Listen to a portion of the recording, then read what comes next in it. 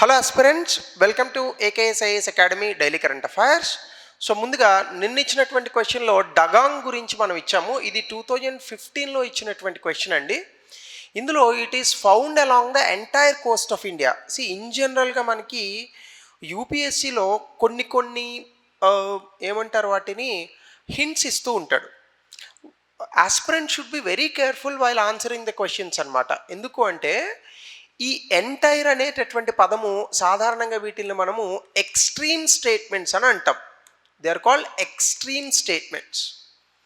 So ఈ extreme statements ఏవైతే ఉన్నాయో ఇలాంటివి ఇన్ జనరల్గా తప్పు ఉంటాయి. Entire, always, all the time, only ఇలాంటి పదాలు అనమాట. ఓన్లీని ఎక్స్ట్రీమ్ అని అనలేము, బట్ ఇన్ జనరల్గా మీకు చెప్తున్నాను. కాబట్టి ఇక్కడ ఇది తప్పు. ఇది ఎంటైర్ కోస్ట్ ఆఫ్ ఇండియాలో కనిపించదు, అండమాన్ నికోబార్లో కనిపిస్తుంది, అలాగనే మనకు కొంత తమిళనాడు కోస్ట్లో కనిపిస్తుంది. So answer is 1 and 3. So అలాగే before we go to the session, if you're looking for UPSC admissions, అట్లాగనే group 1 and group 2 both AP and Telangana, so దయచేసి కింద నెంబర్కి కాల్ చేయండి. They'll give you all the details. ఇక ఈరోజు టాపిక్లో కనుక మనం వెళ్తే fake currency in India. So భారతదేశంలో ఫేక్ కరెన్సీకి సంబంధించి మనకి న్యూస్లో వచ్చింది. ఈ మధ్యకాలంలో దీనికి సంబంధించి ఒక రిపోర్ట్ కూడా వచ్చింది, భారతదేశంలో ఫేక్ కరెన్సీ పెరుగుతోందని. అలాగనే ఇది చాలా వరకు భారతదేశాన్ని ఇబ్బంది పెడుతోంది. ఎందుకు అంటే the more fake currency is increasing, the more impact on economy in terms of inflation. Fake currency పెరిగింది అనుకోండి, ఆటోమేటిక్గా ఇన్ఫ్లేషన్ పెరుగుతుంది, ఎందుకంటే ఆర్టిఫిషియల్ డిమాండ్ క్రియేట్ అయిపోతుంది. సో కాబట్టి ఈ ఫేక్ కరెన్సీని డీల్ చేయడానికి దీనికి కారణాలు, ఇట్లాంటి వాటి గురించి మనం ఈరోజు మాట్లాడదాం. ముఖ్యంగా 2016 సంవత్సరం తర్వాత మనం 2016లో November 8th if I'm not wrong demonetization చేసాం. దాని తర్వాత మనకి 2024లో క్రైమ్ ఇన్ ఇండియా రిపోర్ట్ ఏం చెప్పిందంటే ఫేక్ కరెన్సీ ఇప్పటికీ కూడా మేజర్ ఛాలెంజ్గా నిలిచింది అని. And even so many reports భారతదేశంలో ఏం చెప్తాయంటే డిమానిటైజేషన్ వల్ల నిజంగా మనకి నల్లధనం అనేటటువంటిది ఏమీ పోలేదు. ఎందుకంటే ఆర్బీఐ ఇచ్చినటువంటి లెక్కల ప్రకారం 99.2% అప్రాక్సిమేట్గా మొత్తం కరెన్సీ అంతా కూడా ఆర్బీఐకి వచ్చింది. అంటే భారతదేశంలో ఎక్కడా కూడా నల్లధనం అనేటటువంటిది లేదు దీని అర్థం. సో అలా భారతదేశంలో పూర్తి స్థాయిలో కరెన్సీ అనేటటువంటిది బ్యాంకులకు వచ్చేసింది. సో కాబట్టి డిమానిటైజేషన్ ఏదైతే పర్టికులర్ నల్లధనాన్ని మొత్తంగా ఆపాలని అనుకుందో ఆ గోల్ని రీచ్ కాలేదు. కానీ డిమానిటైజేషన్ వల్ల అనుకోకుండా మనకి కొన్ని పాజిటివ్ కాన్సిక్వెన్సెస్ వచ్చాయి. అవేంటంటే భారతదేశంలో మనకున్నటువంటి డిజిటల్ ఎకనామీ చాలా విపరీతంగా పెరిగింది. ముఖ్యంగా ఈ యాప్స్ ఏవైతే ఉన్నాయో like GPay, PhonePe, Paytm, even other apps, అలాగే ఆన్లైన్ ట్రాన్సాక్షన్స్, ఇవన్నీ చాలా విపరీతంగా పెరిగాయి. అయితే మనకి 54 కోట్ల రూపాయలు కౌంటర్ఫీట్ కరెన్సీ, అంటే జనరల్గా ఫేక్ కరెన్సీ అనే పదం లేదు, కౌంటర్ఫీట్ కరెన్సీ అంటారు. ఈ కౌంటర్ఫీట్ కరెన్సీని ఈ ఇయర్ సీజ్ చేశారు. అయితే దీనికి సంబంధించి మనం ఒకసారి చూస్తే 2022లో ఏ టోటల్ 638 కోట్ల వర్త్ ఆఫ్ ఫేక్ కరెన్సీని 2017లో సీజ్ చేస్తే, కానీ ఇదే ఫేక్ కరెన్సీ అనేటటువంటిది 2022లో విపరీతంగా పెరిగింది. అంటే మనకి ఎలక్షన్స్కి 1-2 సంవత్సరాల ముందు ఈ యొక్క ఫేక్ కరెన్సీ చాలా విపరీతంగా పెరిగింది. అలాగనే ఇందులో కనుక మనం చూస్తే అసలు ఫేక్ కరెన్సీ లేదా కౌంటర్ఫీట్ కరెన్సీ అంటే ఏంటి? So this is more important thing. So fake currency అంటే ఏంటంటే illegal imitation of legal tender. సాధారణంగా మనకి ఎకనామీ భాషలో, అంటే ఆర్థిక పరిభాషలో మనకి లీగల్ టెండర్ అనేటటువంటిది ఒక పదం ఉంది. సాధారణంగా మనం ఇప్పుడు చూసేటటువంటి 500 రూపాయల నోటు యొక్క విలువ ఎంత? ఏముండదు. అంటే ఈ యొక్క 500 రూపాయల నోటు తాలూకా విలువ ఒరిజినల్గా కనుక మనం చూస్తే ఇది కేవలం ఒక పేపర్ మాత్రమే. అంటే గట్టిగా చూస్తే ఈ పేపర్ విలువ 1 రూపాయి ఉంటుంది.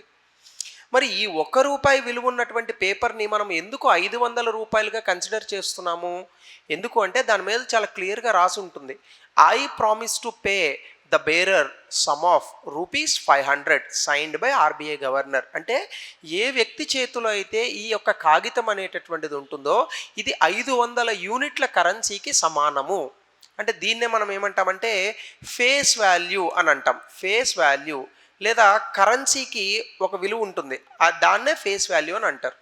అంటే కరెన్సీ నోటుకి తనంతట తానుగా విలువ ఉండదు, అది ఒక కాగితం ముక్క.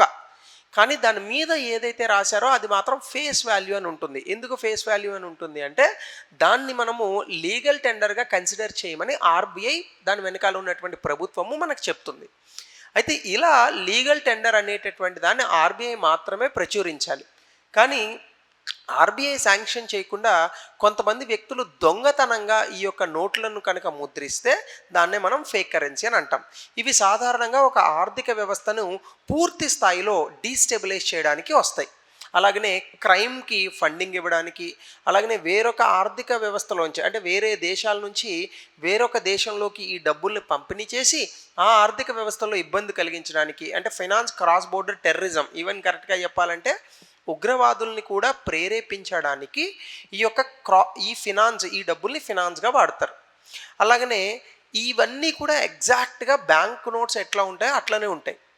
ఈ మధ్యకాలంలో యూట్యూబ్లో కూడా ఒక వీడియో వచ్చి ఉండే. అదేంటంటే నార్మల్గా ఉన్నటువంటి కరెన్సీని వాడు యూట్యూబ్లో చూసి ప్రింట్ చేశాడట. 2000 రూపాయల నోట్లు, 500 రూపాయల నోట్లను. 2000 రూపాయల నోట్లు ఇప్పుడు తీసేశారనుకోండి, వేరే సంగతి. అయితే దీనికి సంబంధించి మనం కనుక డేటా చూస్తే కేవలం 2017 సంవత్సరం నుంచి 638 కోట్ల రూపాయలని సీజ్ చేస్తే 2022 ఒక్క సంవత్సరంలోనే 382 కోట్ల రూపాయల కౌంటర్ ఫీట్ కరెన్సీని ఇక్కడ పూర్తి స్థాయిలో సీజ్ చేయడం జరిగింది. అలాగే డినామినేషన్ ట్రెండ్స్ కనుక మనం చూస్తే 500 నోట్ల రూపాయలు ఏవైతే ఉన్నాయో 2024లో 2016 కన్నా 4 రెట్లు ఎక్కువగా దొరికాయి. అంటే కౌంటర్ ఫీట్ కరెన్సీ అనేటటువంటి దాన్ని, అంటే మనము డిమానిటైజేషన్ తర్వాత కొత్త 500 రూపాయల నోట్లను మనము ప్రచురించాం. ఈ 500 రూపాయల నోట్లు ఏవైతే ఉన్నాయో వీటిని కూడా, అంటే వీటిని న్యూ సిరీస్ అని చెప్తారు. ఈ న్యూ సిరీస్ ఆఫ్ నోట్లను కూడా చాలా చాకచక్యంగా వాళ్ళు ప్రింట్ చేస్తున్నారు. అంటే కొత్తగా వచ్చేటటువంటి కరెన్సీ నోట్లను కూడా ఫేక్ కరెన్సీని సృష్టిస్తున్నారు. అయితే ఇది ఎక్కడ ఎక్కువగా ఉంటున్నాయి? గుజరాత్ రాష్ట్రంలో ఎక్కువగా ఉంటున్నాయి. అంటే దాదాపుగా 2017 నుంచి 2024లో భారత ప్రభుత్వం సీజ్ చేసినటువంటి మొత్తం ఫేక్ కరెన్సీలో 50% గుజరాత్లోనే దొరికిందట. అలాగనే డిజిటల్ పుష్ వచ్చినప్పటికీ కూడా దాదాపుగా మే 2026కి 42 లక్షల కోట్ల రూపాయలు డిజిటల్లో మనకి అవుతున్నప్పటికీ కూడా చాలా వరకు ఈ యొక్క కౌంటర్ ఫీట్ కరెన్సీ అనేటటువంటిది విపరీతంగా మనకి నడుస్తోంది. అంటే డిజిటల్ పుష్ వచ్చినప్పటికీ కూడా కరెన్సీ ఇన్ సర్క్యులేషన్, అంటే పూర్తి స్థాయిలో ఈ ఫేక్ కరెన్సీ ఇవన్నీ కలుపుకొని కరెన్సీ ఇన్ సర్క్యులేషన్ 42 లక్షల కోట్ల రూపాయలు సర్క్యులేట్ అవుతుంది. అదే ఇది గతంలో 2016లో చూసుకుంటే కేవలం 17 లక్షల కోట్లే ఉండే. అంటే కొన్ని వేల కోట్ల రూపాయలు కౌంటర్ ఫీట్ కరెన్సీని సర్క్యులేట్ చేస్తున్నారు. అదే మనం స్టేట్ వైజ్ చూస్తే అత్యధికంగా మనకి గుజరాత్లో ఎక్కువగా కౌంటర్ ఫీట్ కరెన్సీ దొరుకుతుంది. దాని తర్వాత మహారాష్ట్ర, తర్వాత కర్ణాటక, ఢిల్లీ, తమిళనాడు, ఆంధ్రప్రదేశ్లో చాలా తక్కువగా ఉంది. ఎక్కడ తెలంగాణ కనిపించట్లేదు. So it's a good thing. అలాగనే కనుక మనం చూస్తే factors leading to fake currency, అంటే ఏ కారణాల వల్ల భారతదేశంలో ఈ దొంగ నోట్ల చలామణి జరుగుతుంది? ముఖ్యంగా అడ్వాన్స్డ్ ప్రింటింగ్ టెక్నాలజీస్ వచ్చేసాయి. ఇప్పుడు కలర్ ప్రింటర్స్ ఇంటిలోనే ఉండి ప్రింటింగ్ తీసుకునేటటువంటి పరిస్థితులు వచ్చాయి. కాబట్టి క్రిమినల్స్ ఈ మహాత్మా గాంధీ గారి బొమ్మతో ఉన్నటువంటి కొత్త సిరీస్తో ఉన్నటువంటి నోట్లను కూడా చాలా ఈజీగా ప్రింట్ చేయగలుగుతున్నారు. 200 రూపాయల నోట్లు, 500 రూపాయల నోట్లు, ఖచ్చితంగా ఇందులో చాలా ఫీచర్స్ ఉన్నప్పటికీ వాటిని చాలా అద్భుతంగా ఒరిజినల్ నోట్స్ ఎలా ఉంటాయో అలాగనే ఈ కౌంటర్ ఫీట్ కరెన్సీని చేస్తున్నారు. అట్లాగనే క్రాస్ బోర్డర్ స్మగ్లింగ్ ఎక్కువగా మన పక్కన, అంటే మన దేశం పక్కన మనకి శత్రు దేశాలు ఉన్నాయి. చైనా, ముఖ్యంగా పాకిస్తాన్, ఈ మధ్యకాలంలో బంగ్లాదేశ్ కూడా తయారైంది. ఈవెన్ నేపాల్ కూడా మనతో చక్కగా ఉండట్లేదు.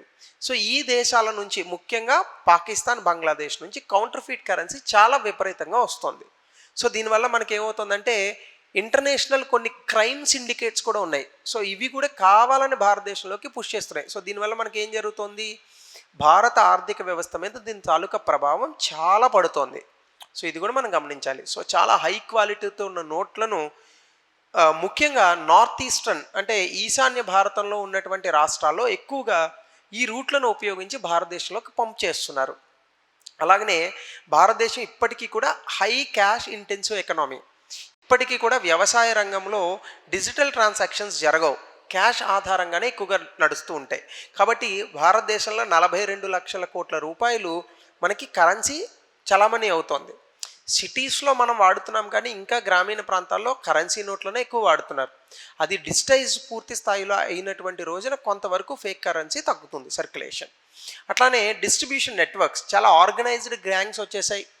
ఎంఎస్ఎంఈల ద్వారా రూరల్ మార్కెట్స్ ద్వారా కూడా రూరల్ మార్కెట్లో ఇప్పుడు ఒక 500 రూపాయల నోట్ని ఇలా పైకి పెట్టి గాంధీ గారి బొమ్మ రివర్స్‌లో కనిపించిందా లేదా అని మాత్రమే చూస్తారు. అలాంటి ఫీచర్స్తోనే ఎగ్జాక్ట్‌గా ఎన్ని వెరిఫికేషన్స్ చేసినా దొరకకుండా కౌంటర్ ఫేక్ కరెన్సీని ఇక్కడ ఫేక్ కరెన్సీని రూరల్ ఏరియాస్‌లో పట్టుకొస్తున్నారు. ముఖ్యంగా మహారాష్ట్ర, కర్ణాటకలో ఎక్కువ క్యాష్ ట్రాన్సాక్షన్స్ ఈ యొక్క గ్రామీణ ప్రాంతాల్లో వ్యవసాయ రంగంలో జరుగుతూ ఉంటాయి. అక్కడ ఎక్కువగా ఈ క్యాష్ ట్రాన్సాక్షన్స్ జరిగే చోట్ల ఈ కౌంటర్ ఫేక్ కరెన్సీని పట్టుకున్నారు. అయితే దీనివల్ల మనకు జరిగే ప్రభావాలేంటి? ముందుగా ఆర్థిక వ్యవస్థ అతలాకుతలం అవుతుంది. ఎందుకంటే కృత్రిమంగా ఎప్పుడైతే ఫేక్ కరెన్సీ మనకి ఒక ఆర్థిక వ్యవస్థలోకి ఎంటర్ అవుతుందో దీని కారణంగా మనీ సప్లై పెరుగుతుంది. దీనివల్ల ఎక్కువ వస్తువులు సేవల్ని కొనేటటువంటి అవకాశం ఉంటుంది. దీనివల్ల డిమాండ్ అనుకోకుండా పెరుగుతుంది. దీనివల్ల ద్రవ్యోల్బణం విపరీతంగా పెరుగుతుంది.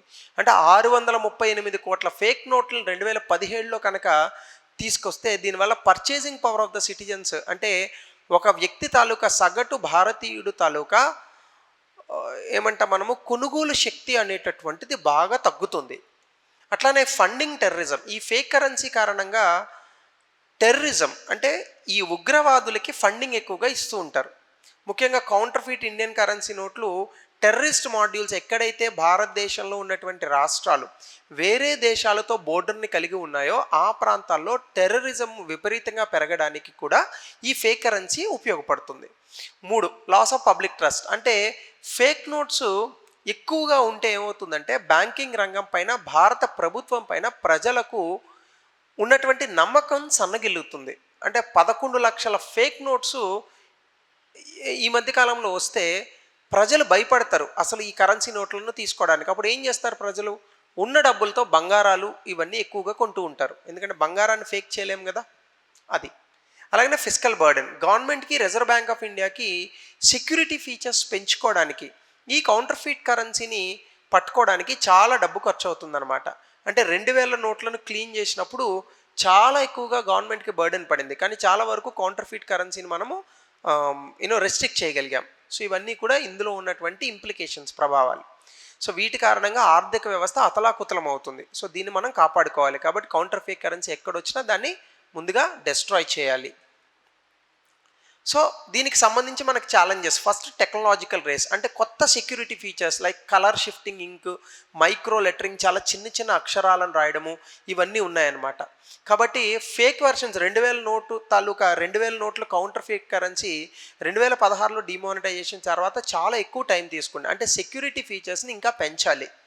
2, ఫ్రాగ్మెంటెడ్ ఎన్ఫోర్స్మెంట్ అంటే కోఆర్డినేటెడ్ స్టేట్ పోలీస్, అలాగే నేషనల్ క్రైమ్ రికార్డ్ బ్యూరో, ఇంకా ఇతర agencies like national investigation agency, వీటి మధ్య ఎక్కువగా కోఆపరేషన్ ఉండాలి వీటిని పట్టుకోవడానికి. ఎన్ఐఏ బాగా వర్క్ చేసి రాష్ట్రంలో ఉన్న పోలీస్ డిపార్ట్మెంట్ వర్క్ చేయలేదనుకోండి, ఎట్లా పట్టుకుంటారు కౌంటర్ ఫేక్ కరెన్సీని?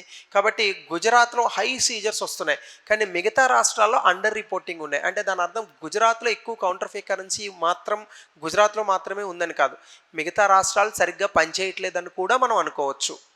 అలాగనే ఇక 3, లో అవేర్నెస్, ముఖ్యంగా గ్రామీణ ప్రాంతాల్లో ఏది జెన్యూన్ కరెన్సీ ఏది ఫేక్ కరెన్సీ అని తెలుసుకోవడం చాలా కష్టం.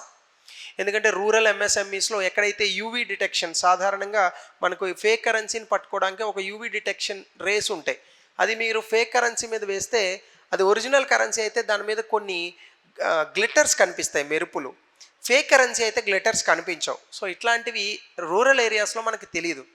దీని కారణంగా ఎక్కువగా 500 రూపాయల నోట్లు గ్రామీణ ప్రాంతాల్లో చలామణి జరగడానికి అవకాశాలు ఉన్నాయి. అలాగే డిజిటల్ లిమిటేషన్స్, డిజిటల్ పేమెంట్స్ పెరిగినా ఇప్పటికీ హై వాల్యూ ట్రాన్సాక్షన్స్ అన్నీ క్యాష్ రూపంలోనే నడుస్తున్నాయి. కాబట్టి 500 రూపాయల నోట్లు ఎక్కువగా ఈ యొక్క ఫేక్ కరెన్సీ అవ్వడానికి అవకాశాలు ఉన్నాయి. సో దీన్ని ప్రభుత్వం ఎక్కువగా ఫోకస్ చేసి వీటిని కూడా పట్టుకోవాల్సి ఉంటుంది. కాబట్టి ఇది ఫేక్ కరెన్సీ వల్ల భారతదేశానికి జరిగేటటువంటి నష్టాలు, అందులో ఉన్నటువంటి సవాళ్ళు. సో దీనికి రిలేటెడ్గా నేను ఒక ప్రశ్న ఇచ్చాను, దీనికి దయచేసి సమాధానాన్ని తెలపండి. అలాగనే దీనికి సంబంధించి ఒక మెయిన్స్ క్వశ్చన్ గతంలో ఇచ్చింది కాదు, I have given it for new. అంటే I have given it afresh, కాబట్టి దీనికి కూడా ఆన్సర్ని తెలపండి. సో ఇది ఈరోజు టాపిక్. మరో కొత్త టాపిక్తో యాజ్ యూజువల్గా will meet tomorrow. Thank you. Have a good day.